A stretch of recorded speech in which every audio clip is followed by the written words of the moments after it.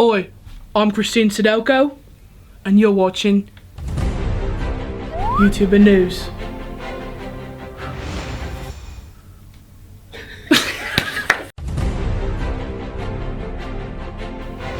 Thanks, Christine. PewDiePie has unveiled what looks to be a brand new mobile game. Lilly Singh has called out traditional celebrities for using YouTubers as pawns. YouTube has once again let a disgusting video hit the top of its trending page. And of course, it's the return of Dan Howatch. All this plus who would win in a fight, me or a badger? We'll find out live on air on this week's edition of YouTuber News, the video news service from WithUnicorns.com, the only website available entirely in 4D. Sometimes when you click the links, a little gust of air comes out. It's not much, but it's a start.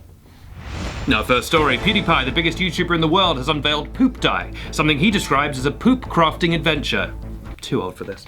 Felix unveiled the new project with a slickly animated trailer on his channel, although the video did not give away much information about exactly what was going on, apart from the fact that it's kinda gross. The site tells us that it's a game being developed by a small Polish studio called Bulbware, and on the site you can see the logos for iOS and Android, indicating that it's more than likely a mobile game.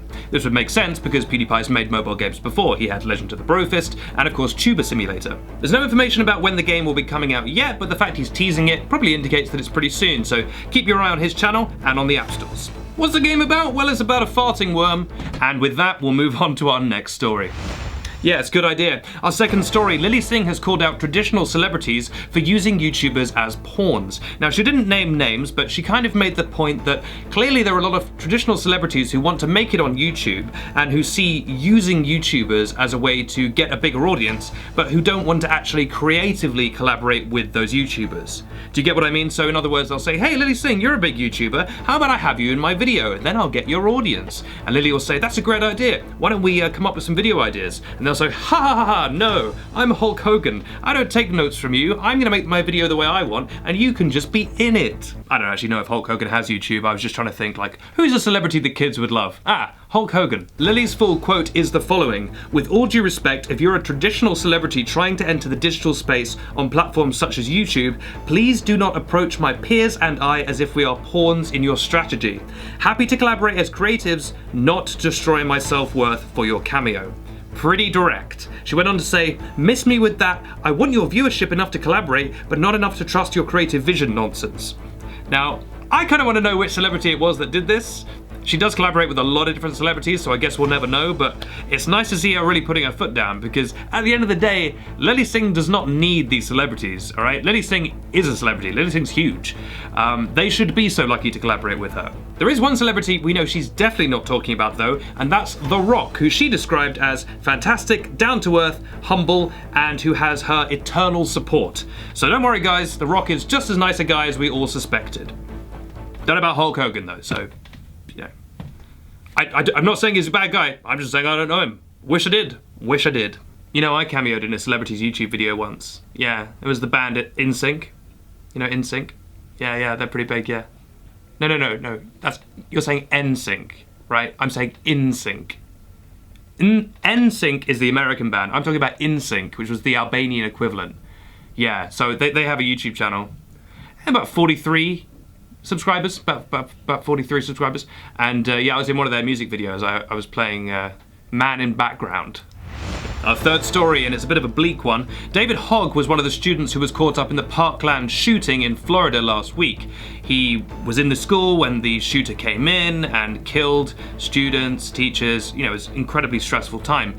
He is now one of the students speaking out in favor of gun control, and for some reason he has now been targeted by far-right people who are claiming that he is not a real student and that he is an actor, a crisis actor, who is being paid to promote gun control, instead of what he is, which is a very young man who just witnessed a bunch of his schoolmates being murdered.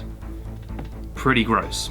Now, this kind of nonsense would usually fly under the radar and be ignored by most people with any kind of common sense, but YouTube, being YouTube, decided to let a video of this conspiracy theory reach the top of their trending page. You know, the same trending page that put that Logan Paul Suicide Forest video right at the top. You know the one. Now, the conspiracy video was made up of lots of news clips of him talking to the press, and YouTube claimed because the clips came from reputable news sources, that's how the video was able to slip into trending without being automatically flagged.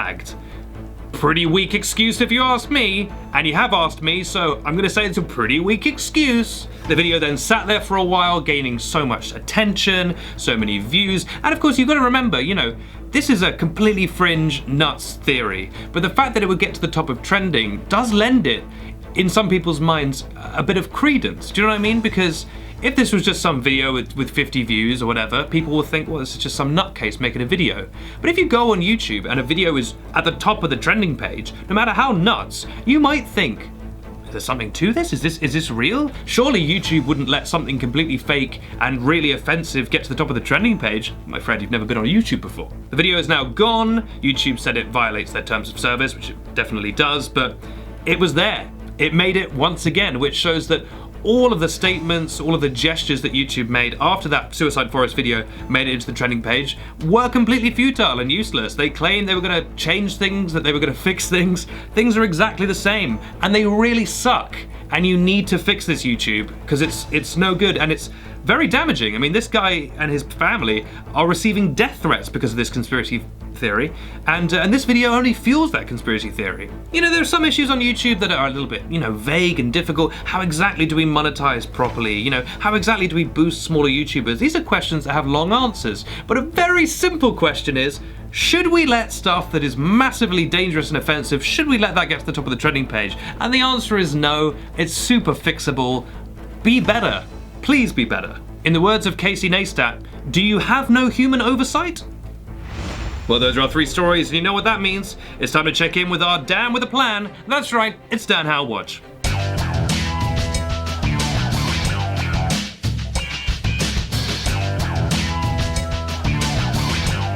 Welcome to Dan How Watch, I'm David Dobrik.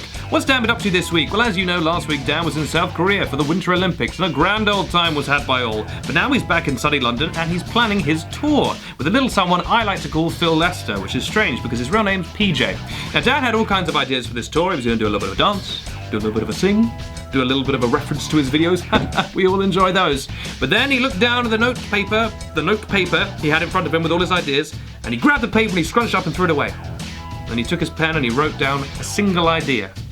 And he's decided that the only thing he's going to do on his tour is get on one of those big wheels where you spin around, and Phil is going to throw knives at him. And every single one of those knives is going to go around his body, forming a kind of metal shape. And the audience is going to go hog wild. The show will be over in about 10 minutes. Worth every penny if you ask me. This has been Dan How Watch. Great episode. It's kind of a shame that he tripped up saying notepad. But apart from that, pretty good episode. Oh, well, the sound of a horse falling into a volcano somehow getting to #1 on the trending page reminds me that it's time for our question of the week. Last week I asked you a question of the week, as I do every week. It was to do with a dog, and you guys gave some excellent answers. But there, of course, was only one true answer, and that was delivered by someone called Olivia Siggers, who said, Henry is a good boy, which is correct. He's a real good boy, and that's a great answer. Well done, Olivia. Now it's time for this week's question of the week, which is as follows, and I'm going to hand you over to a good friend of mine, Benedict Townsend. He's going to ask you the question. Ben? Thanks. I don't know if I would say best friends, but, you know, we're good acquaintances. Here's the question. I'm walking along the beach, and I look down, and there's a pair of footsteps. It's me. I look to the right, and there's another pair of footsteps. I look to the left, and there's actually 46 other pairs of footsteps. Why? Put your answers in the comments down below, and I'll read out the best ones on next week's episode. Or will I? Yeah, no, I will.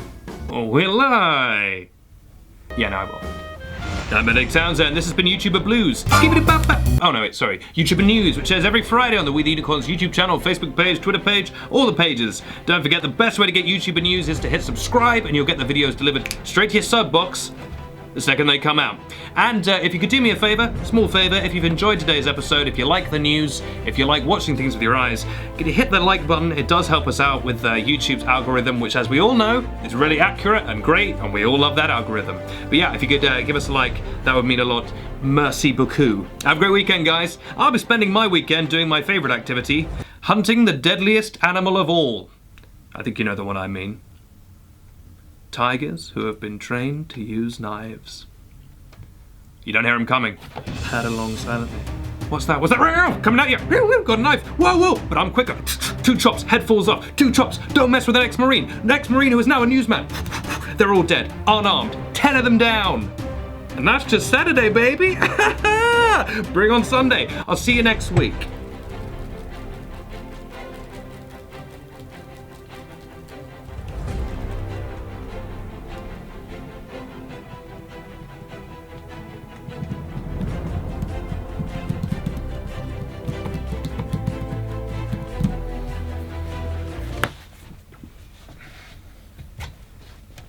I should probably do some kind of deliberate blooper so that Carwyn can put it into the video and make me look fun. Okay. Oh! I bumped the table! I bumped the table! Oh, I am a giddy goose! I bumped the table! Yeah, put that in, they'll love that. They'll eat that up.